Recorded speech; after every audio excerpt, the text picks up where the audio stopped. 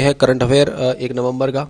इसमें सबसे ज़्यादा इंपॉर्टेंट है मेरी माटी मेरा देश। ये जो कैंपेन चल रही है ये कौन से मंत्रालय कैंपेन है, ये कैंपेन काहे के लिए है? तो ये जो हमारा कल्चरल चीज़ें हैं, अपनी जो ट्रेडिशनल चीज़ें हैं उनको प्रमोट करने के लिए है स्कीम। और ये कौन से मंत्रालय की स्कीम है, किस मिनिस्ट्री की स्कीम है? तो मेरी माटी मेरा देश अभियान या मेरी माटी मेरा कल्चर या ऐसे कुछ करके है जो ये अभियान पूरा का पूरा, ये किसका है? तो मिनिस्ट्री ऑफ कल्चर का है ये मेरा माटी मेरा देश अभियान। ठीक है, तो ये याद रखना है इसके अंदर।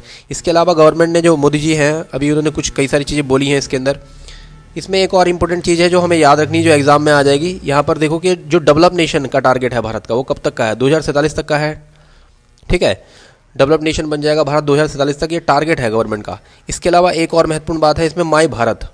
इसके अंदर माई भारत ये एक नई ऑटोनोमस ऑर्गेनाइजेशन, स्वायत्त संस्थान बनाया गया है, जिससे कि जितने भी यूथ है वो गवर्नमेंट की जितनी भी स्कीम्स हैं उनका आराम से लाभ उठा सके। ठीक है, तो फ़ायदा उठा सके उसका, वो जुड़ सके उन न्यू स्कीम से। उसके लिए है माई भारत मेरा युवा भारत। ठीक है, तो ये एक ऑटोनॉमस बॉडी है, मतलब स्वायत्त संस्थान है, ये याद रखना है। इस पर सवाल आ सकता है एग्जाम में। ठीक है, इसके अलावा देखिए इसमें ये है कि युवाओं को बढ़ाने के लिए आगे जैसे 2047 तक हम लोग देश को डेवलप बना देंगे, तो इस पर भी क्वेश्चन डायरेक्ट आ सकता है। ठीक है, ये ऐसे ही मेरी माटी मेरी अभियान जो है ये जितनी भी हमारी डोमेस्टिक चीज़ें हैं, हमारी जो कल्चरल चीज़ें हैं उनको प्रमोट करने के लिए है। इसके बाद आगे बढ़ते हैं। एक और है इसमें, एक और न्यूज़ है कि ये अखूरा अगरतला, यहाँ से ये अखूरा अगरतला ये रेल लिंक अभी इसका उद्घाटन होने वाला है, शायद आज या कल में हो जाएगा। ठीक है, ये कहाँ कहाँ है? तो अखूरा जो है ये बांग्लादेश का है, बांग्लादेश को अगरतला से जोड़ेगा ये इसमें यहाँ पर। तो ये वाला लिंक है पूरा का पूरा, ये याद रखना है कि अखूरा कहाँ पर है। पूछ लेगा वो कौन सी कंट्री में है अखूरा, तो अखूरा कहाँ पर है? ये बांग्लादेश में। ठीक है, बहुत इंपॉर्टेंट है ये भी। इसके अलावा कल का एक न्यूज़ था कि ये UNEP का अवार्ड है, चैंपियंस ऑफ अर्थ अवार्ड। हालांकि इस बार किसी इंडियन को नहीं मिला, तो उस हिसाब से इंपॉर्टेंट नहीं है, लेकिन फिर भी ये इंपॉर्टेंट तो है ही। ठीक है, कि चैंपियंस ऑफ अर्थ अवार्ड कौन देता है? तो UNEP भी देता है। UNEP में एक दो चीज़ और आप याद कर लो कि इसका हेडक्वार्टर कहाँ है, HQ कहाँ पर है इसका? तो HQ है इसका नैरोबी में, ये याद रखना है आपको। UNEP का हेडक्वार्टर कहाँ पर है? नैरोबी में। इसके अलावा एक अवार्ड देता है ये ग्लोबल 500 अवार्ड देता है। PCS 2019 में सवाल आया था। इसके अलावा अलग अलग एग्जाम में आता रहता है बार बार। ठीक है, ग्लोबल 500 अवार्ड ये देता है इन्वायरमेंट प्रोटेक्शन के लिए।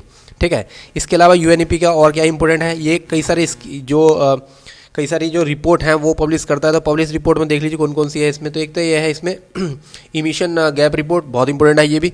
इसके अलावा ग्लोबल इन्वायरमेंट आउटलुक, ये भी यही निकालता है। दोनों बहुत महत्वपूर्ण है, आ जाएगा तो दिक्कत हो जाएगी आपको एग्जाम में। तो ये याद रखना है कि ग्लोबल इन्वायरमेंट आउटलुक और इमिशन गैप रिपोर्ट, ये दोनों को दोनों कौन निकालता है? UNEP। ठीक है, तो ये बहुत इंपॉर्टेंट है, बहुत ज़्यादा इंपॉर्टेंट है इसकी रिपोर्ट। और ये इसका हेडक्वार्टर कहाँ पर है? ठीक है, जैसे ये आया था सवाल 2019 का सवाल है ये। इसके बाद आगे बढ़ते हैं इसमें। इसके बाद क्रूड ऑयल के ऊपर रिपोर्ट आया। क्रूड ऑयल में अभी भी एग्जाम में आएगा, तो डायरेक्ट आपको याद रखना है कि रसिया नंबर 1 पे है भारत में। दूसरे नंबर पे है हम लोग कहाँ से सबसे ज़्यादा क्रूड ऑयल इंपोर्ट करते हैं, तो कहाँ से करते हैं? रसिया से। दूसरे नंबर पे इराक है, तीसरे नंबर पे सऊदी अरेबिया है। इसके अलावा एक और न्यूज़ आई है कि MiG-21 फाइटर जो थे वो सरकार जो है रिप्लेस कर रही MK-1 एयरक्राफ्ट से। तो पूछ लेगा आपसे क्वेश्चन कि MiG-21 जो एयरक्राफ्ट है उसको कौन से उससे वो किया है, रिप्लेस किया है? तो ये आ गया इसमें MK-1A, ये बहुत इंपॉर्टेंट है। इसके बाद आगे बढ़ते हैं। अभी जो ये राष्ट्रीय जो खेल थे 38वें, वो कहाँ होने वाले हैं? तो वो होंगे उत्तराखंड में। और इसके बाद 37वें जो थे अभी चल रहे थे वो अभी हुए थे गोवा में। तो ये याद रखना है आपको, दोनों ही याद रखने हैं, दोनों भी सवाल आ जाएगा। 38वें 38वें कहाँ होंगे? ये उत्तराखंड में, और 37वें गोवा में। ठीक, इसके बाद आगे बढ़ते हैं। अभी ये जो बैलन डोर अवार्ड है ये बहुत महत्वपूर्ण है।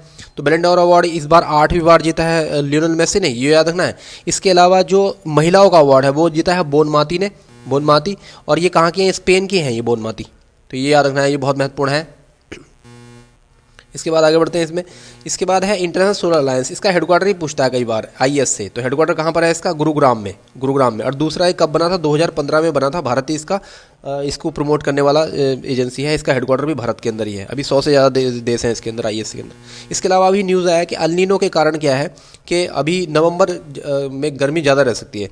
तो अल नीनो के ऊपर कई बार अलग अलग तरह के क्वेश्चन आते हैं, आपको ये पता होना चाहिए कि अल नीनो है क्या। इस बार मेंस जो था PCS मेंस, उसमें भी आया था सवाल, और IS में भी आ चुका है अल नीनो। तो अल नीनो ये देखिए नॉर्मल ईयर जो है, अल नीनो है क्या, तो कहाँ पर ये होता है? तो पहली बात तो ये है कि अल नीनो जो है नॉर्मल, तो ये पोर्शन है कि यहाँ से यहाँ तक ये इस तरह से जो वाटर का सर्कुलेशन है वो कुछ इस तरह से होता है।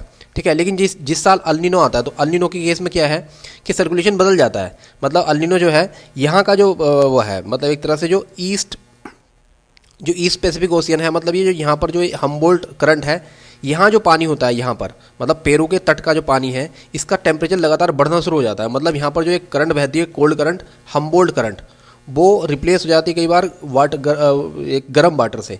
अब जैसे जैसे टेम्परेचर यहाँ बढ़ता है तो ये पूरा जो सर्कुलेशन है यहाँ का, यहाँ जो पूरा का पूरा सर्कुलेशन डिस्टर्ब हो जाता है। उस कारण क्या है कि हमारा जो इसका अल नीनो का इम्पैक्ट हमारे यहाँ क्या पड़ता है, तो ये एशिया के अंदर क्या होता है कि पूरी की जो मानसून सिस्टम है भारत का या एशिया का, वो ख़राब हो जाता है। मतलब यहाँ पर हमारे देश के अंदर कम बारिश होती है अल नीनो के कारण कई बार, ठीक है। तो ये आपको याद रखना है। दूसरा ये पूछ लेता है कि अल नीनो इफेक्ट जो है वो कहाँ पर होता है, तो कहाँ पर होता है, ईस्ट पैसिफिक ओशियन में होता है, इस वाले इलाके में, यहाँ पर पेरू के बिल्कुल पास में, ठीक है। तो ये याद रखना है। इसके अलावा सवाल आया था इस पे पीसीएस 2023 में कि अल नीनो क्या करता है, तो अल नीनो कहाँ, ये पूरा का पूरा वार्म कटर पेरू, ये पूरा का पूरा है ईस्टर्न पैसिफिक ओशियन, ठीक है। दूसरा ये पूछ रहा है कि करंट जो है 10 डिग्री से, टेम्परेचर जो है 10 डिग्री से बढ़ जाता है। 10 डिग्री से नहीं बढ़ता, 1 या 2 डिग्री, 2 या 3 डिग्री बढ़ता है, तो ये थोड़ा ज़्यादा ही हो गया, गलत है इसमें।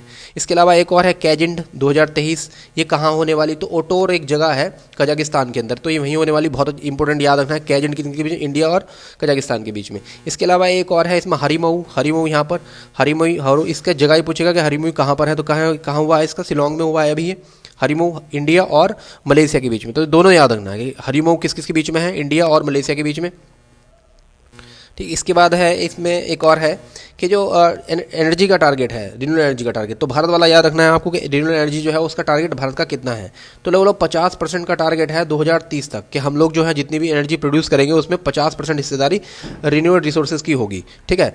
और वैसे एक टारगेट है कि 500 गीगावाट रिन्यूएबल एनर्जी का टारगेट है 2030 तक, तो ये पूरा पूरा आपको याद रखना है। ये था आज का current affair. Thank you very much.